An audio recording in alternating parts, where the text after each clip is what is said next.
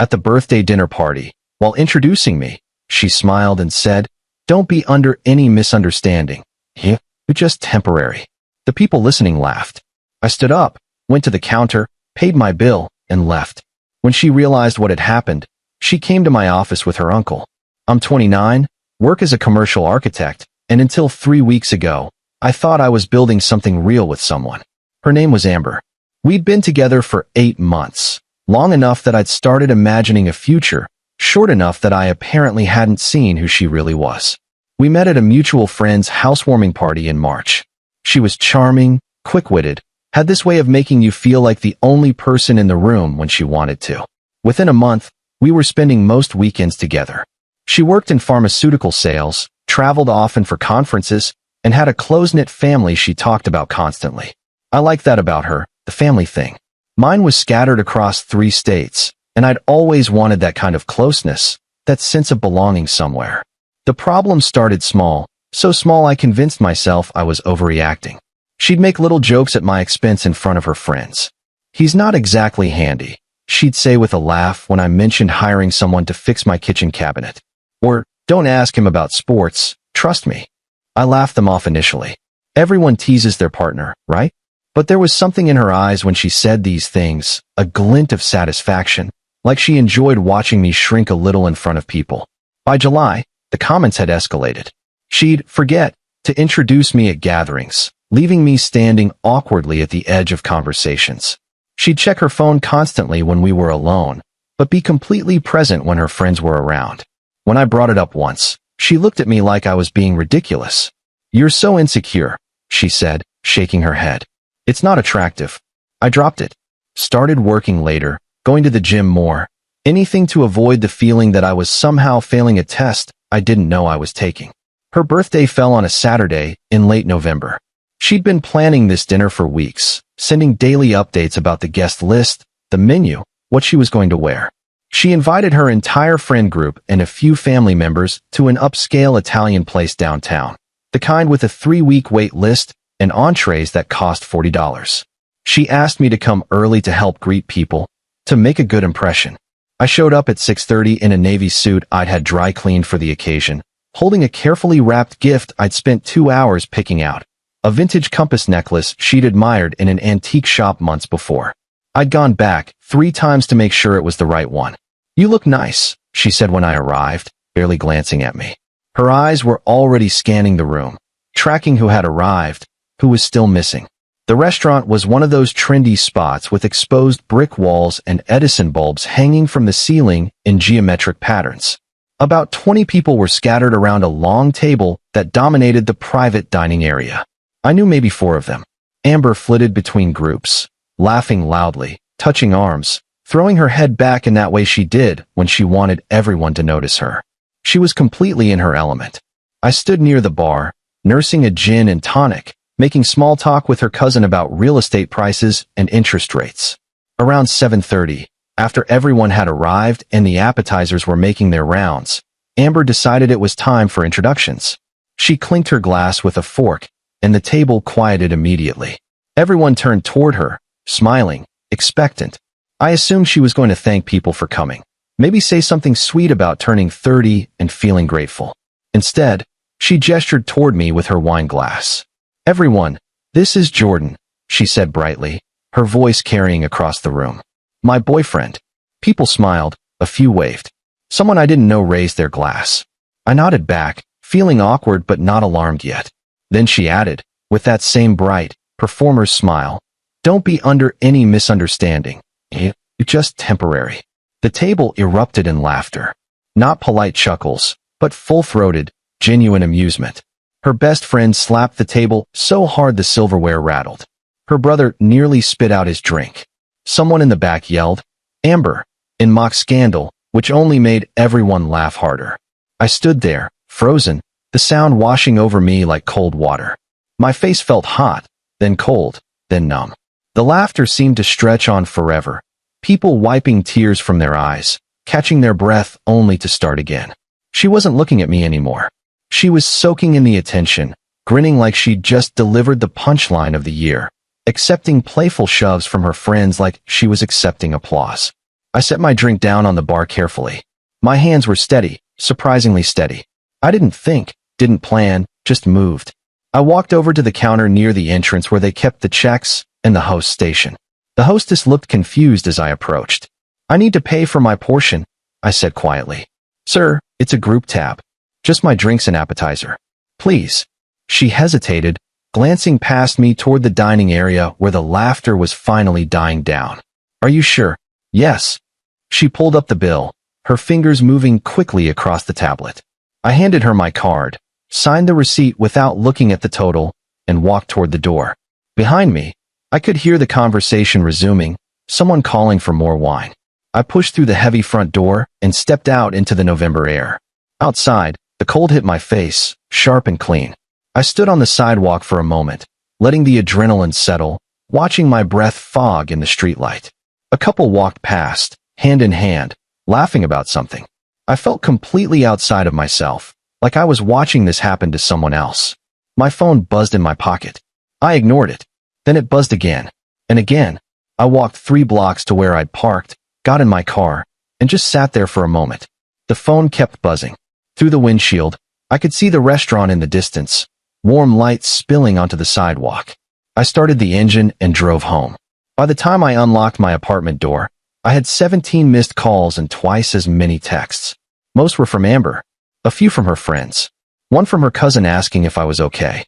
I deleted them without reading and poured myself a whiskey, a nice one, the bottle I'd been saving for something special. Then I sat on my couch in the dark and tried to figure out what the hell had just happened. The texts kept coming. I watched them light up my phone screen, one after another, like watching a slot machine you know you're not going to win. "Jordan, where did you go? Are you seriously leaving right now? Call me." Around midnight, they shifted in tone. "Jordan, come on, it was a joke. You're being ridiculous. Everyone thinks you overreacted. You embarrassed me in front of my whole family." I stared at that last one for a long time. I embarrassed her. I turned my phone off and went to bed. Sunday, I ignored the world. I went for a long run through the park, the kind where your lungs burn and your thoughts finally quiet down. I cleaned my apartment, deep cleaned it, scrubbing baseboards and organizing closets I'd been ignoring for months. I ordered Thai food, watched a documentary about brutalist architecture, and tried not to think about the fact that my phone was still off. Around 8 in the evening, I turned it back on. The messages had stopped. There was one voicemail from Amber, her voice tight and angry. "I don't know what your problem is, but you made me look like an idiot on my birthday. Everyone kept asking where you went. I had to make excuses for you. Call me back so we can talk about this like adults." I deleted it and blocked her number. Monday morning felt surreal. I got up, made coffee, put on a suit, and went to work like nothing had happened. My office is downtown, in an older building with high ceilings and terrible heating. I like it there. It's one of those places where you can lose yourself in work and nobody bothers you unless it's important. I had a project deadline coming up, a mixed-use development proposal that needed revisions by Wednesday. I buried myself in it, redlining plans, adjusting load calculations, tweaking the facade design. Around 11, my desk phone rang. Internal line. Our receptionist, Patricia. "Jordan, there's someone here to see you. I don't have any appointments this morning. She says it's personal." "Amber?" "And there's a man with her." I felt my jaw tighten. I closed my eyes, took a breath. "Tell them I'm in a meeting." "She's insisting. She says it's urgent." "Patricia." "I'm sorry, Jordan. She's making a scene. You might want to come out here." I saved my work, straightened my desk, and walked out to the lobby. Amber was standing near the elevators, arms crossed, looking like she'd barely slept. Her hair was in a messy bun, no makeup, wearing jeans and an oversized sweater. Next to her was a man in his 50s, thick build, graying hair, expensive watch. Her uncle. I'd met him once at a family barbecue over the summer. He owned a construction company and had spent most of the afternoon talking about lumber prices. "Jordan," Amber started, her voice strained, almost pleading. "We need to talk."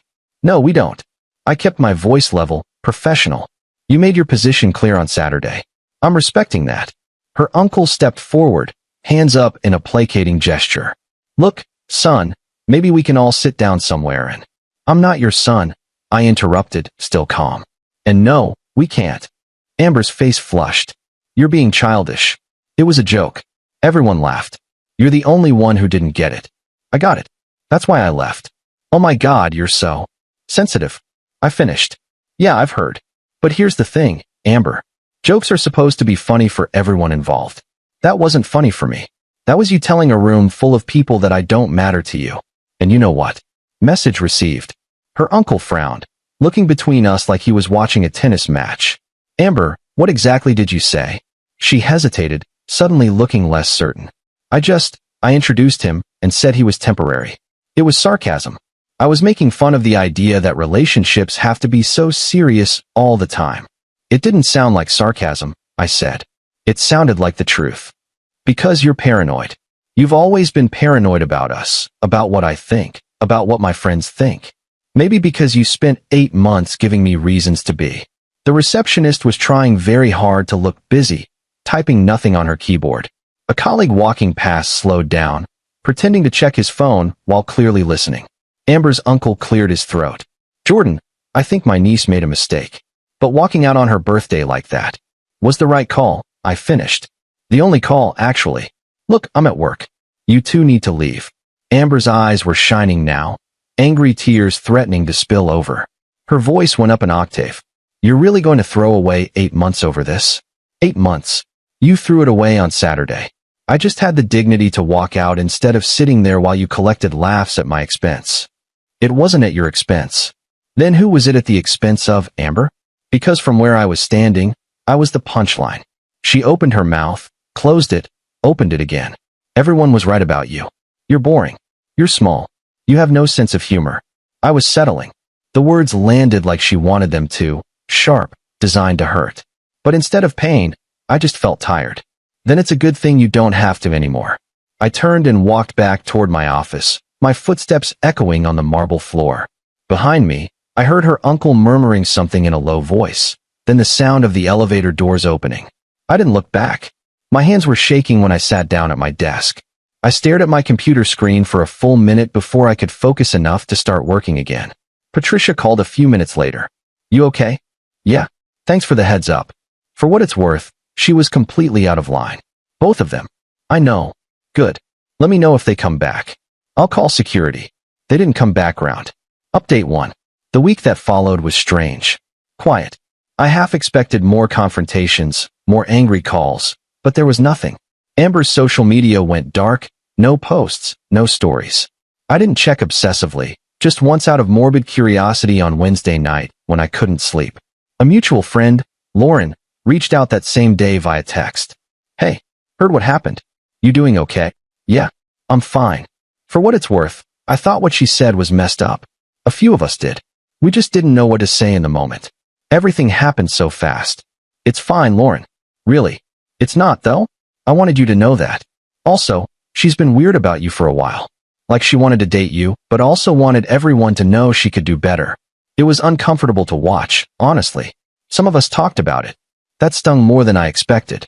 Not because it was shocking, but because it confirmed what I'd been trying to ignore for months. The feeling that I was always auditioning, always trying to prove I was worth keeping around. Thanks for telling me, I said. Yeah, take care of yourself. And if you need to talk, I'm around. Appreciate it. By Friday, I'd settled into a new rhythm. Work, gym, home. I started sketching again in the evenings, something I hadn't done since college. Mostly buildings, but sometimes just abstract shapes, lines that didn't need to mean anything or fit into anyone's expectations. My appetite came back. I slept through the night for the first time in weeks. I realized I'd been holding tension in my shoulders for months, and it was finally releasing. On Sunday, 2 weeks after the birthday dinner, I was at a coffee shop near my apartment when I saw her brother, Tyler. He was in line ahead of me, and when he turned with his drink, we made direct eye contact. He froze for a second, then walked over. Jordan. Tyler. He hesitated, shifting his weight. Can we talk for a second? I nodded toward a table in the corner. We sat. He looked uncomfortable, fidgeting with his cup sleeve. Look, he started. I'm not here to defend her. What she said was screwed up. I told her that night, after you left. We got into a huge fight about it in the parking lot. Okay. But she's a mess right now. She keeps saying she didn't mean it the way it came out, that she was nervous and trying to be funny, that you took it the wrong way. She accomplished one of those things. Tyler winced. Yeah, I know. He paused, stirring his coffee even though he hadn't added anything to it. She's always been like this, since we were kids. She gets insecure, and instead of dealing with it, she tears other people down to feel better about herself. My parents let her get away with it because she's the baby of the family. But that doesn't make it right. Why are you telling me this?